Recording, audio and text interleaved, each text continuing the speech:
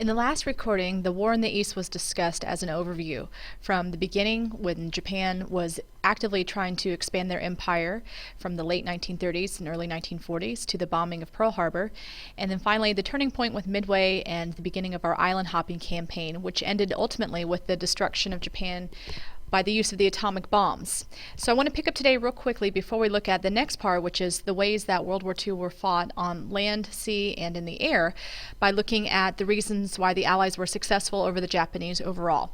Some of these are similar to the reasons why we were successful over the Germans over in Europe. In both cases, we emphasized backup support, and we also were heavily involving civilians in the military effort, both in planning, logistics, support and production back home.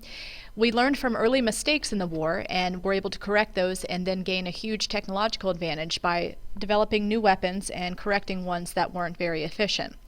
Furthermore, we were able to isolate Japan by destroying several of its key attributes in helping it to maintain its war effort. And these would be things like the merchant marines, the Navy, and their naval air power.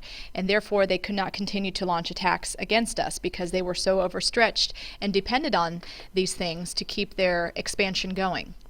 It's similar to how the Germans overstretched themselves with Operation Barbarossa in Russia. They just simply could not keep up the supply lines as they had done in shorter distances in Europe when they had used the Blitzkrieg strategy. Furthermore, we were able to continually bomb Japanese cities and take out their industries. And without industries, they weren't able to continue manufacturing more weapons that were needed to sustain the war effort. So these were the main reasons why we were successful over the Japanese and ultimately the use of the atomic bombs. But prior to that, these things here were used on a consistent basis by the Allies. So now let's go into the ways that World War II were fought. We'll be first looking at the fighting of World War II on land. A lot of the fighting that took place on land was a direct result of the fighting from World War I on land. We had learned some serious lessons from that conflict, which ended in 1918, and from that we were able to make adjustments, both the Allies and the Axis powers, in how we were going to approach the fighting on land in World War II. World War I was characterized by huge periods of time of stalemate because of the trench warfare. This was not a feature of World War II because of these lessons learned. I would encourage you to pause the recording for a minute and go back to page 43, where it talks about the Ludendorff offensive. This was one major lesson that was learned at the end of World War I. This offensive would have been successful had Germany not been so overstretched at that point, because it was towards the end of World War I and Germany just simply couldn't keep going on.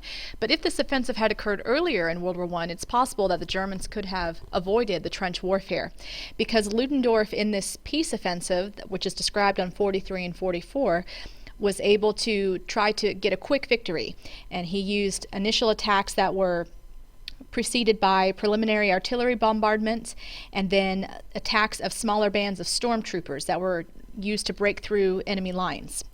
And in this case, Ludendorff actually had a lot of gains before he was ultimately defeated due to the lack of reinforcements because of Germany coming apart at that point. But the idea of having preliminary attacks by air cover followed by concentrated attacks of stormtroopers were the key to success, and had the Germans used this earlier in World War I, they probably could have been a lot more successful.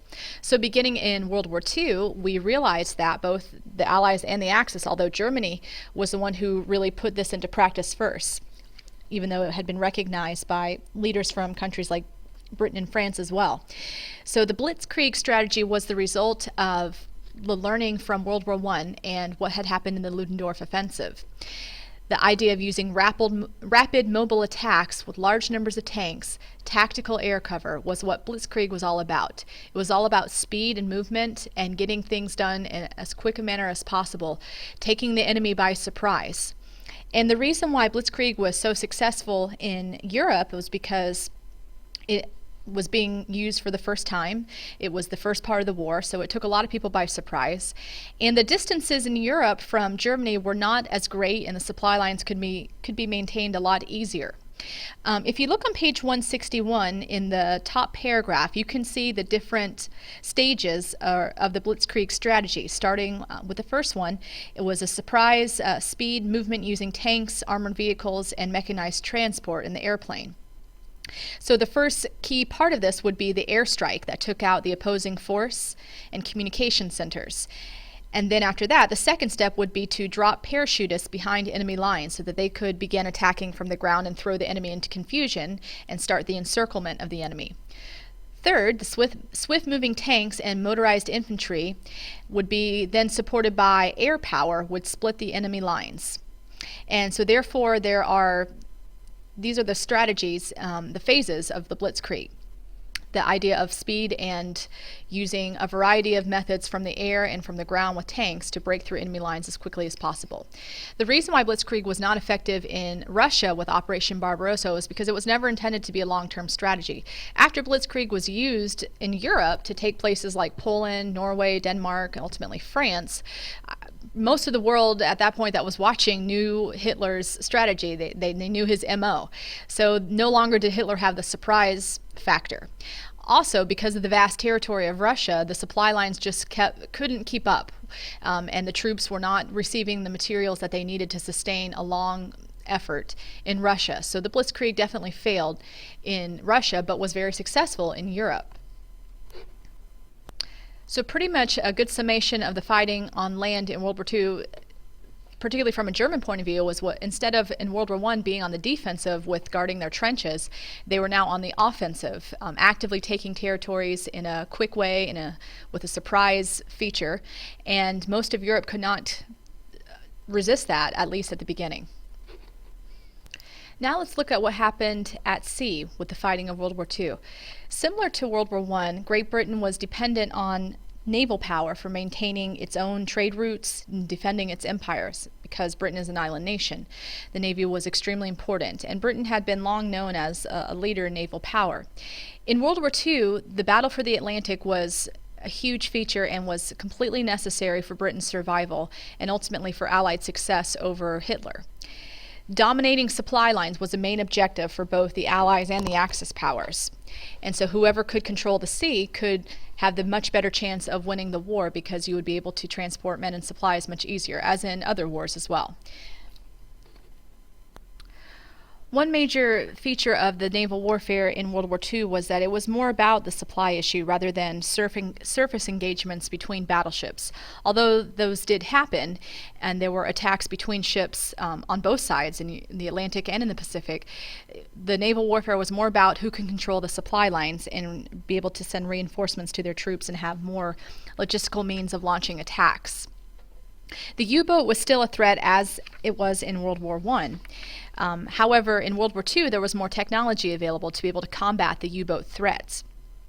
Hitler wanted to use the U-boats to be mostly a distraction for the U.S. and Great Britain. Even though the U.S. wasn't completely involved in the war yet, we were assisting Great Britain, so therefore Hitler saw us as an enemy already.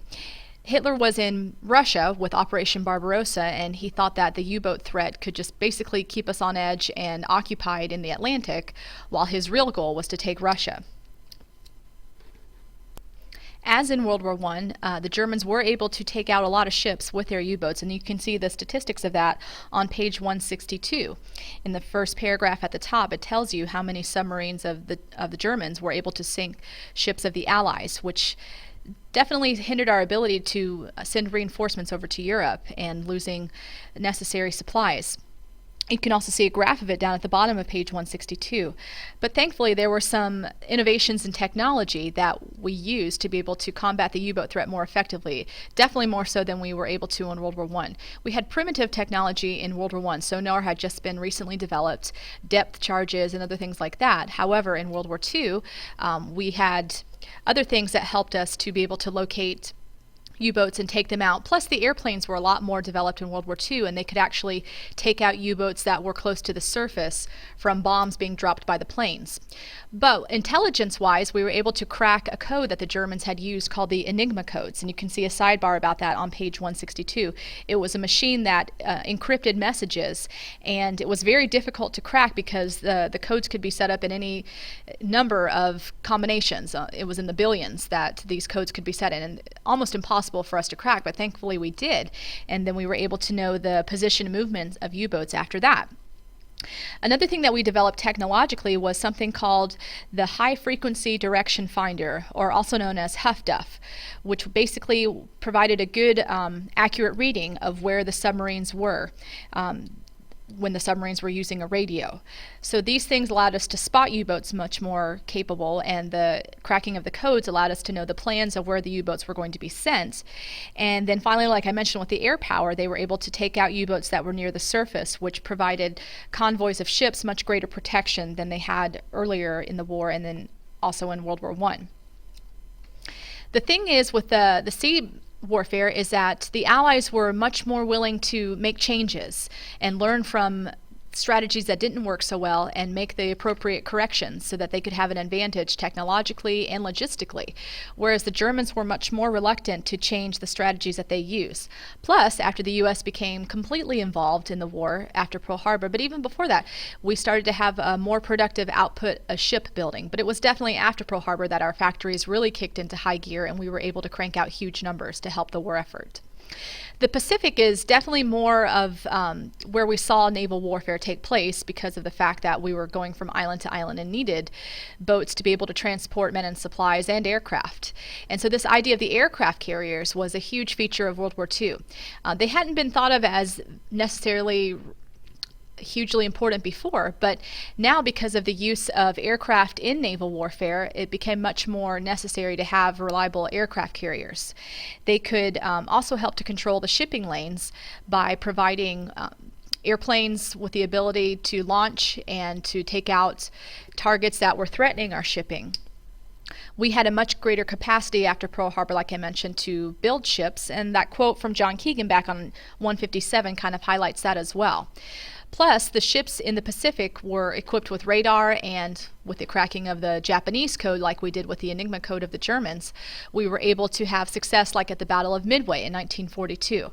So definitely the Pacific was a huge part of the naval warfare, but both the Atlantic and the Pacific were vital as far as the control of shipping lanes in order to resupply troops and resources back and forth. If you look on page 163 in the paragraph below the heading that says what was the significance of the naval war for the outcome of World War II, you can see some specific examples of how the naval war assisted other efforts, and the fact that it was necessary for D-Day because we were sending over huge amounts of resources prior to the landing, and if we hadn't had control of the sea, we wouldn't have been able to do that, and the Second World War could have had a much different outcome. Finally, let's look at the fighting of World War II in air, which was probably the biggest transformation since World War I when planes were first introduced in fighting. Aircraft was able to transform the war of World War II both on land and at sea. And you can see some examples of that, of the uses of aircraft on land and at sea on page 163, underneath where it says the war in the air. On land, the aircraft were used as tactical support for the armies on the ground, and with radio communication between ground troops and pilots, they were able to attack key strong points of the enemy.